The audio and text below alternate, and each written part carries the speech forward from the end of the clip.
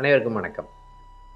அக்ஷய லக்ன பద్ధதியில் நம்முடைய சனாதனம்னு சொல்லப்படுகின்ற பாரம்பரியமான ஒரு நூல் எது அப்படின்னா பகவத்கீதைன்னு நம்ம சொல்கிறோம்.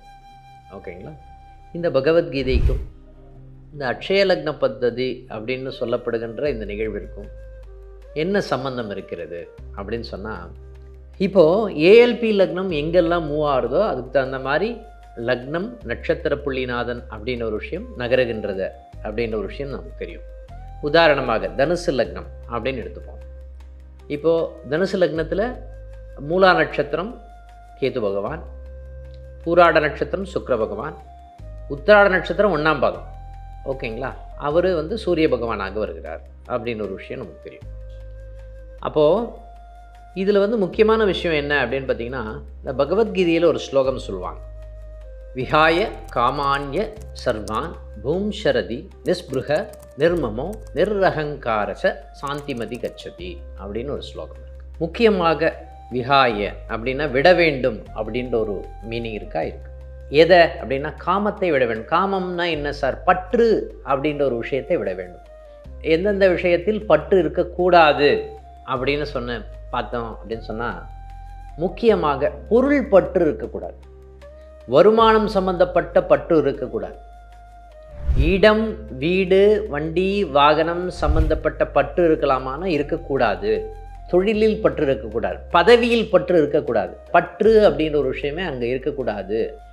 பொருளாதாரம் சம்பந்தப்பட்ட எந்த நிகழ்விலும் பற்று இருக்கக்கூடாது அப்படின்ற மாதிரி இருக்குன்னு சொல்லலாம். விஹாய காமான்ய சர்வான் பூம் ஷரதி நிஸ்பிருக நிர்மமோ நிர்ரகங்காரச சாந்திமதி கச்சதி. விஹாய காமான்ய சர்வான் பூம் ஷரதி நிஸ்பிருக நிர்மமோ நிர்ரகங்காரச சாந்திமதி கச்சதி. இப்போது நட்சத்திர புள்ளிநாதன்னா யார்? தனுசு லக்னம், மூலா நட்சத்திர அதிபதி கேது பகவான். கேது பகவான் 4ஆம் பாவத்தில் இருக்காருன்னா ஜாதகருடைய பற்று எதில் இருக்கிறது அப்படின்னா, வீடு வண்டி வாகனம் சொத்து சுகம் இது சம்பந்தப்பட்ட பற்று இருக்குமா? இருக்கும். 2ஆம் பாவத்தில் இருக்கார் சார் கேது பகவான். 2ஆம் பாவம்னா பணம் சம்பாதிக்கணும் சம்பாதிக்கணும் சம்பாதிக்கணும். ஓகேங்களா? இந்த பற்று இருக்குமா? இருக்கும். இந்த மாதிரி பொருள் சம்பந்தப்பட்ட ஆசைகள் இந்த காலகட்டத்தில் ஜாதகருக்கு இருக்கலாமா அப்படின்னா இருக்கக்கூடாது அப்படின்ற ஒரு விஷயம்தான் இந்த காலகட்டத்தில் இருக்குன்னு சொல்லலாம். தனுசு லக்னம், மூலா நட்சத்திரம் 1 2 3 4, கேது பகவான் 4ஆம் பாவத்தில் பொருள் சம்பந்தப்பட்ட எனக்கு வண்டி வேணும் இந்த பற்று இருக்கக்கூடாது. 2 வீலர் வாங்கணும் 4 வீலர் வாங்கணும் இந்த பற்று இருக்கக்கூடாது. வீடு வாங்கணும் சார் அப்படின்னு ஒரு கேள்வி இருக்கும். கேள்வியே இதுதான் இருக்கும். இந்த மாதிரி நிகழ்வுகள் இருக்கக்கூடிய தன்மை இருக்கா? இருக்குது. எனக்கு நல்ல சம்பாதிக்கணும் சார், பொருளாதார பற்று அப்படின்ற ஒரு இருக்கலாமா? இருக்கக்கூடாது. இந்த ஸ்லோகம் என்ன சொல்லுகிறது அப்படின்னா, பற்று எதில் இருக்க வேண்டும், எதில் இருக்கக்கூடாது. கிருஷ்ண பரமாத்மா என்ன சொல்கிறார்? பற்று பொருள் சம்பந்தப்பட்ட விஷயத்தில் இருக்கக்கூடாது அப்படின்ற ஒரு விஷயம்தான் இந்த ஸ்லோகம் சொல்லக்கூடிய ஒரு விஷயமாக இருக்கக்கூடியது. நிர்ரகங்காரச சாந்திமதி கச்சதி.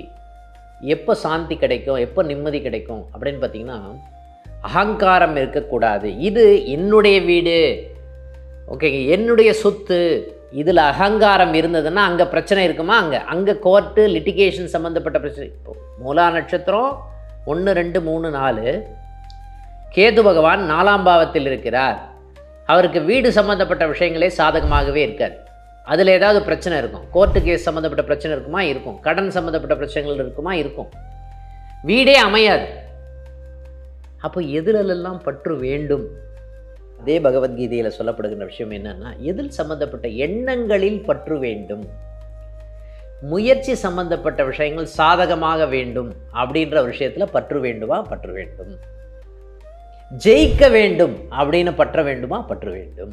கணவன் மனைவி உறவு நிலை சம்பந்தப்பட்ட இடத்துல பற்று வேண்டும். என்னுடைய அறிவு மேம்படக்கூடிய தன்மை அப்படின்ற ஒரு விஷயத்தில் பற்று வேண்டுமா? பற்று வேண்டும். அதே மாதிரி என்னுடைய ஞானம் பெருக வேண்டும் அப்படின்ற ஒரு விஷயத்தில் பற்று வேண்டுமா? பற்று வேண்டும். அப்போது நான் காம்படிஷன் எக்ஸாம் எழுதுகிறேன், அது எனக்கு ஃபேவரபுளாக இருக்கணும், அதில் பற்று வேண்டும். ஓகேங்களா? என்னுடைய குலதெய்வம் குழந்தைகளோட நல்லா இருக்கணும், சந்தோஷமாக இருக்கணும், இதில் பற்று வேண்டுமா? பற்று வேண்டும். உயிர் சம்பந்தப்பட்ட பற்று அதிகமாக இருக்க வேண்டும். உறவுகளில் பற்று அதிகமாக இருக்க வேண்டும்.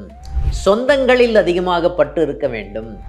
கணவன் மனைவி நண்பர்கள், அது தகுந்த மாதிரி குழந்தைகள் சம்பந்தப்பட்டு அதிகமாக இருக்க வேண்டும். அதே மாதிரி ஒரு இடத்துல பற்று அதிகமாக இருக்க வேண்டும்னா மூத்த சகோதரன் சகோதரி இடத்தில் பற்று அதிகமாக இருக்கணும். நான் ஹாப்பியாக இருக்கணும், சந்தோஷமாக இருக்கணும், எனக்கு எல்லா நிகழ்வும் சாதகமாக இருக்கக்கூடிய தன்மை வேண்டும், ப்ரமோஷன் சம்பந்தப்பட்ட விஷயங்கள் எனக்கு சாதகமாக வேண்டும், இதிலெல்லாம் பற்று வேண்டுமா? பற்று வேண்டும். ஆனால் பொருளாதாரம், ஓகேங்களா, உத்தியோகம் சம்பந்தப்பட்ட விஷயத்தில் எனக்கு வருமானம் வேணும் அப்படின்னு சொல்லப்படுகின்ற பொருள் சம்பந்தப்பட்ட விஷயத்தில் பற்று இருக்கக்கூடாது. மூவபிள் அசட், ஃபிக்ஸ்டு அசட்னு சொல்லுவாங்கல்ல, அதில் எல்லாமே பற்று இருக்கக்கூடாது. அந்த பற்று இருந்தது அப்படின்னு சொன்னாவே அந்த பற்றே பார்த்திங்கன்னா நம்மளை கொன்று விடும் அப்படின்னு சொல்லலாமா? சொல்லலாம். அதனால்தான் இந்த பகவத்கீதை சொல்லப்படுகின்ற நிகழ்வுக்கும் நம்ம அட்சய லக்ன பద్ధதியில் ஜோதிடம் சம்பந்தப்பட்ட விஷயத்துக்கும் சம்பந்தம் இருக்கான சம்பந்தம் இருக்குன்னு சொல்லலாம். எதில் பற்று இருக்க வேண்டும், எதிர் பற்று இருக்கக்கூடாது. பொருளாதாரம் சம்பந்தப்பட்ட எந்த நிகழ்விலும் பற்று வைக்கக்கூடாது. சொத்து சம்பந்தப்பட்ட விஷயத்தில் எங்கள் இடத்துலையும் பற்று வைக்கக்கூடாது. வருமானம் பற்றிய எந்த நிகழ்விலும் பற்று வைக்கக்கூடாது. சார் வீடு எப்போ சார் கிடைக்கும் எனக்கு? 4ஆம் இடத்துக்குரியவன் சாதகமாக இருந்தது அப்படின்னா வீடு வந்துடும். ஓகேங்களா? 4ஆம் இடத்துல புத பகவான் சரியாக இருந்ததுன்னா வீடு வரக்கூடிய தன்மை இருக்கா? இருக்குது. தமிழ் மொழியில் மரபு இருக்குது, நிறைய விஷயங்கள். வரப்புயர நெல் உயரும், நெல் உயர நீர் உயரும், நீர் உயர குடி உயரும், குடி உயர கோன் உயர்வான், அரசன் உயர்வான் அப்படின்னு ஒரு நிகழ்வு இருக்கா? இருக்குது. அப்போது என்னுடைய எண்ணங்கள், சிந்தனைகள், செயல்கள், ஞானம், வெற்றி சம்பந்தப்பட்ட விஷயங்கள் சாதகமாக இருக்கும்போது, அறிவு சம்பந்தப்பட்ட விஷயங்கள் மிளிரும்போது ஆட்டோமேட்டிக்காக நம்மளை தேடி பணம் வருவதற்குண்டான தன்மை இருக்குமா? இருக்கும். நம்மளை தேடி பணம் வரும். அப்போது உங்களுக்கு வருமானம் சம்மந்தப்பட்ட விஷயங்கள் ஃபேவரபுளாக வரும்போது ஆட்டோமேட்டிக்காக வீடு சம்மந்தப்பட்ட விஷயங்கள் 4ஆம் பாவத்தில் புத பகவான் இருக்கார் அப்படின்னும் போது ஆட்டோமேட்டிக்காக வரக்கூடிய தன்மை இருக்குது. நாமளாக பற்று வைக்கக்கூடாது அப்படின்னு ஒரு நிகழ்வு இருக்கா? இருக்குது. அதுவே தானாக அமையக்கூடிய நிகழ்வுகள் ஜாதகத்திலே இருக்கும். அப்போ பொருளாதாரம் சம்பந்தப்பட்ட விஷயத்தை நோக்கி நாம் செல்லக்கூடாது. பொருளாதாரம் எதை அடிப்படையாக கொண்டது அப்படின்னா பூர்வ புண்ணியத்தை அடிப்படையாக கொண்டது.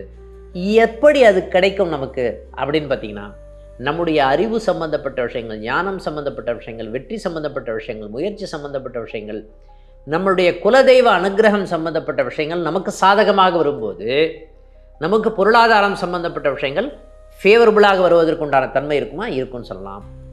அடுத்த நிகழ்வில் சந்திப்போம். நன்றி, வணக்கம்.